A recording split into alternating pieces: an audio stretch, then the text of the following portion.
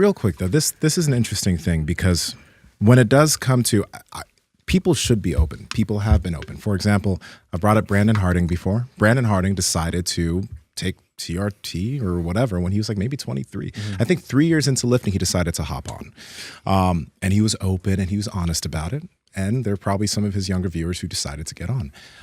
But also, you have people on the other side of things like Russ Swole. Also, I want to apologize to Greg. On one of our podcasts, I mentioned that he made a natty or not on Paul Sklar, and he said, but Greg actually said Paul was natural. But Russ Swole is an individual, pull him up, please, who consistently gets drug tested. Russell or he, yeah. Russell or he consistently gets drug tested because he's a IPF pro. He probably doesn't want me to bring his name up in this conversation, but he looks crazy. He's been lifting for a long time. He's been an athlete for a long time. Greg made a natty or not on him. That initial natty or not, Greg said that there's absolutely no chance that Russ is natural because Greg didn't actually understand that Russ consistently gets drug tested. He made a video maybe a few weeks later because he found out, wow, this guy's always getting drug tested and he's always randomly drug tested and he's natural. God, look at that fucker. He's 5'7", 200 pounds, right? I can see in your eyes, you're like, what the fuck? No, I know about Russell. You know about, Orhe okay, you know about him. But this is the thing. Insanely strong. Insanely strong. There are people out here who can look amazing, who have been doing this for a long time, and they're natural, right? But everything gets lumped in this industry. I think that's part, I've seen some of your content, and it seems that you've distanced yourself from the natty or not type content. And my assumption is because it is purely speculative and you can't really know. What are your thoughts on that? Yeah, no, a lot of it is just like, even when I first got into it, it was just people asking for my opinion, like no different than if you're, watching UFC with your bros or whatever, you watch like a The Rock movie, you're just like, oh, what do you think about this? And it's like, at a point, answering every single person who's asking, you might as well just make a video is what I thought. It's like, this is what I think. And then people just really liked it. So, that's sort of how it stemmed. But yeah, some of it, it's highly speculative, and I like to be more, conclusive in what I'm talking about. So oftentimes I would rather talk about, if I'm going to be talking about something to do with, there's like blood work to reinforce or something that's more like science-based rather than just speculation. So, yeah, like I've like highly considered just, going the full-blown information dense route and not doing that stuff whatsoever. So I don't know what that looks like in the future, but yeah. What do you guys think about somebody that is an entrepreneur that makes a tremendous amount of money? It's well known that they make a lot of money and they just never tell anybody how they make it. Awesome. Like, can they keep that to themselves? Like, so in the case of a steroid, like, let's say you're Lawrence Taylor and you play a lot of your career on crack. No. Can you keep that? I know where you're going with this, because like it is like The Rock. You're like we're just continually beckoning him to say that he takes gear, and it's like I think pretty obvious that he does, but there's like we'll never know, like for sure. No one will ever know, but. What if he just never talks about it ever? Yeah. I don't know. It's a very strange thing. I think he may have talked about it.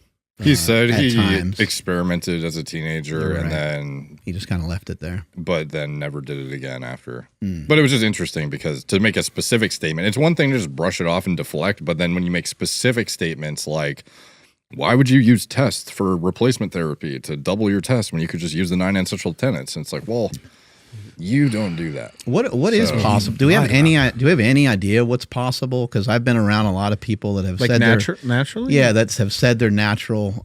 John Cena is one of them. Somebody he's been a longtime friend, and John has in his gym. He's got all these tests, not testosterone. He's got all these tests on his wall where he was actually. Supposedly third-party tested, not by Vince McMahon in the locker room. Supposedly he was tested for performance-enhancing drugs in whatever different ways they do that. And he's got all these tests that show that he's never been on them or whatever. My impression of him was always deflecting, because the only clip I've seen of him getting grilled was he said, "You're not." I don't remember exactly what he said, but it was like, "You're not gonna hear me say I don't do it, but but you'll never be able to. I don't know exactly Yeah. what. I know the clip you're talking about. Yeah. Yeah, they had a hotel room clip, and I think it was like edited a bunch of times. Yeah. Like that. I could find it, but it just basically the gist of it was like what was aired was kind of what you were explaining, but like they had to air the whole thing where it was not even close to what he said. It was just cut up very, very like. I covered the full interview at one point. Okay. But yeah, they did ask him about gear, and he deflected, which was fine, I guess. You know, like you can say whatever he wants, but it was very much not yes or no from what I remember. Somebody made this really good point. I could be wrong, by the way. I'm just remembering it how I saw it, and it was very much like a half answer, which you can take from that what you will, sort of thing. He basically, I mean, not so much anymore. He's a little older. He's out of wrestling, but he had like 20-inch arms. He's got a small waist. He definitely is a mutant. Like his wrists are really big. His kneecaps are like really as far big. as I know, he's not calling people subprimal if they're on TRT. Yeah, and right. shit He's like not that. doing that. Yeah. Right. The Power Project family, quality sleep can make everything with your health and fitness easier, which is why we've partnered with Hostage Tape. Now, we've been talking about mouth tape for years and nasal breathing for years. But one of the problems that we've had with tape is we all like to rock facial hair, and a lot of the mouth tapes we would use would fall off of our face at night. Hostage Tape doesn't fall off your face if you have a beard or if you're not a man and you don't. I'm joking. You don't need a beard, right? But either way, Hostage Tape makes sense. It'll stick to your face when you're asleep. You'll have better quality sleep because you're breathing through your nose all night long. It is a no-brainer. And if you head to hostagetape.com/Power Project, you'll be able to get the Power Project annual deal, which is a year's supply of Hostage Tape for 55 cents a day. You'll be saving $150 on the typical yearly deal. You're going to get 2 free tins and a blindfold. It's a no-brainer. So head there right now and get yourself some Hostage Tape. Links in the description along with the podcast show notes. Shut your fucking mouth when you sleep. Enjoy the show. You can go and crank that thing down because it keeps getting loose on you. yeah, Just I don't crank know it which down. way. This way. Just tight, lefty loosey, righty tighty. Yeah, it's just That it made seems it like worse. it's getting That's looser. worse. Yeah. Yeah. This is nice. Now it's all up in your There you go. nose. Jacket for him, Mark. Jacket. There you for him. go. There you go. So somebody Thank you. when I was getting into weightlifting, I Reddit weightlifting was like my place for information. This was right around 2013, 2014. And someone was like, man, I really want to know what's possible naturally. Like, what lifters could I look at? And somebody answers it and says, well, you're probably going to have to go back to around 1950 to absolutely know, because even then, the people had already been like experimenting, but I think it was Dianabol, or there were some drugs that were like the first to kick off, and it was just easy. It's just like or certain pro hormones. And People didn't even think about it, I don't think. Yeah. Yeah. So you can gather that, like, if you want to see like the strongest people ever guarantee that they're natural, you have to go back in time and look at potentially like Paul Anderson or something. But even then, like, you don't know. I would say, yeah, maybe not even bodybuilders, like strength athletes, weightlifters, things like that. I think that's like the only way you can like guarantee. That's also really interesting because like the fatter athlete, you would never even really assume that they take steroids, or the general population would never suspect some of the guys that are real big because they got tons of muscle and body fat. Right. That kind of covers up the muscle. Yeah. And like what you look like, we know, like doesn't determine whether you do PEDs. Like Lance Armstrong didn't look like he did PEDs, but he did. And that was never the point, was to like look like a bodybuilder, but of course people kind of associate it with it. But one thing I can say is, like, I'm from a sport where, like, I just on my podcast talked about this guy Valentin Hristov and his account of the drugs that he took on the Bulgarian team. And it's absolutely insane, the amount of drugs. Max was just on the show saying, you want to know what they do in Russia? They found out whose parents were cool, and they started giving kids right at puberty drugs. That's right out of the mouth of a Russian coach.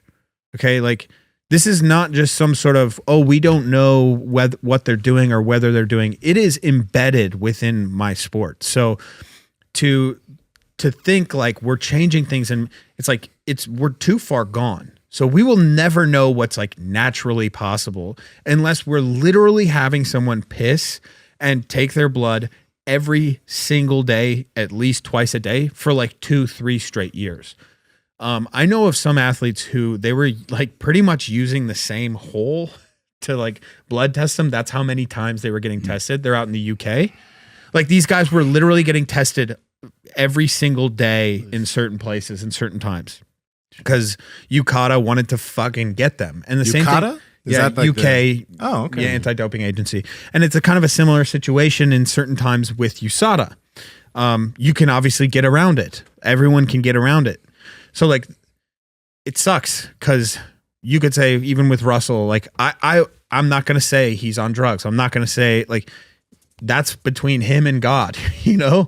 Because like, no matter how many tests you take, someone can always say there's a way to get around tests. You know, that's the nature of this whole natty or not exactly on the internet, though. But I will say this though, like in weightlifting specifically, people have to understand that it is different situations from country to country, and it has been that way for a long time.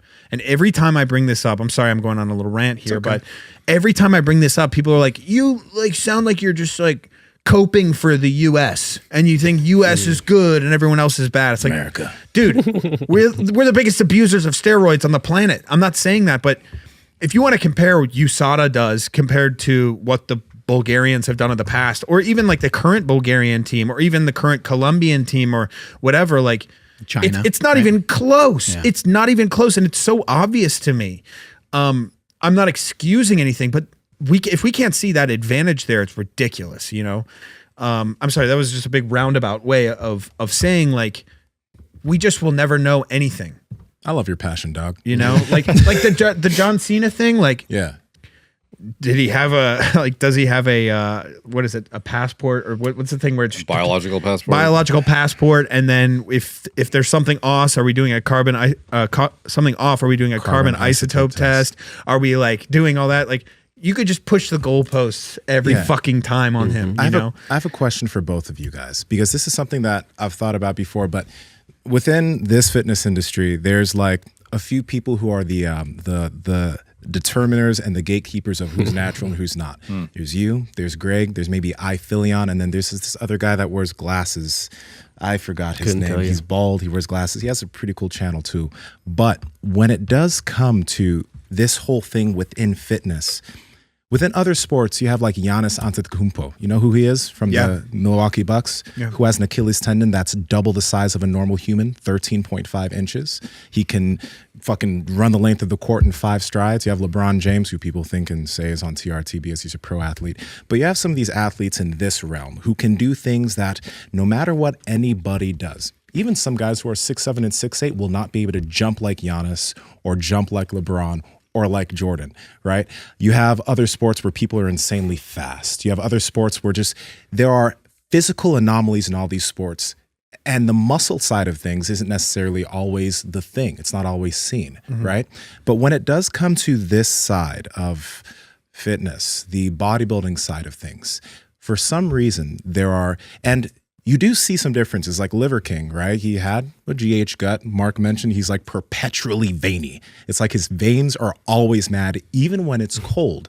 But for some reason in this industry, we think that there is a limit to the amount of muscle somebody can gain. Look at an IFBB pro bodybuilder, ain't nobody doing that shit naturally. But if you look at natural bodybuilding, where things are tested and it's not as exciting, so it doesn't get as much, people don't look at it as much. There's fucking 20 different federations and it's unorganized.